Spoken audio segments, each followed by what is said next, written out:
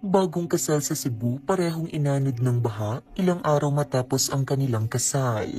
Isang nagkakapanlumong balita ang viral ngayon sa social media tungkol sa isang bagong kasal na couple na parehong pumanaw dahil sa hindi inaasahang trahedya ilang araw lamang matapos ang kanilang kasal.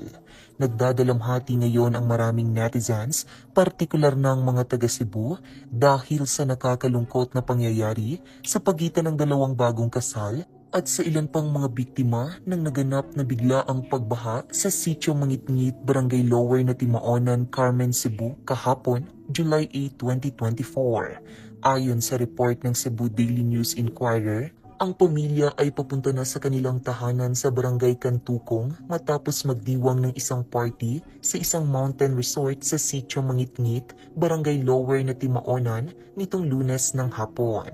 Kabuang 17 passengers ang sumakay sa sasakyan, isang Isuzu D-Max na pick-up na idinisenyo lamang para sa 5 pasahero kasama na ang driver. Nasa hindi bababa sa 10 sa kanila ang umupo sa cargo box ng pickup truck ayon sa investigasyon.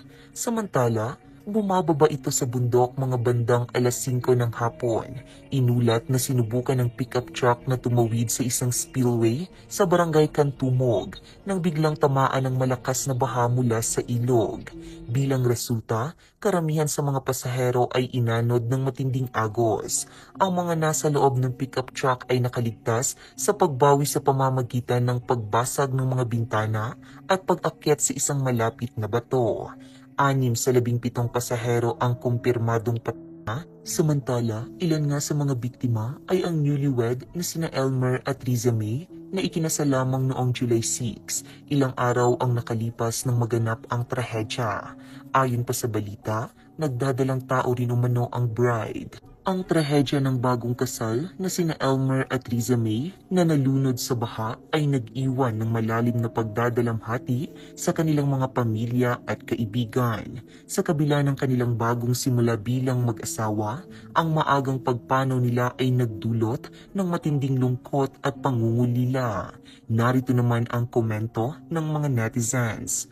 From mabuhay ang bagong kasal to rest in peace.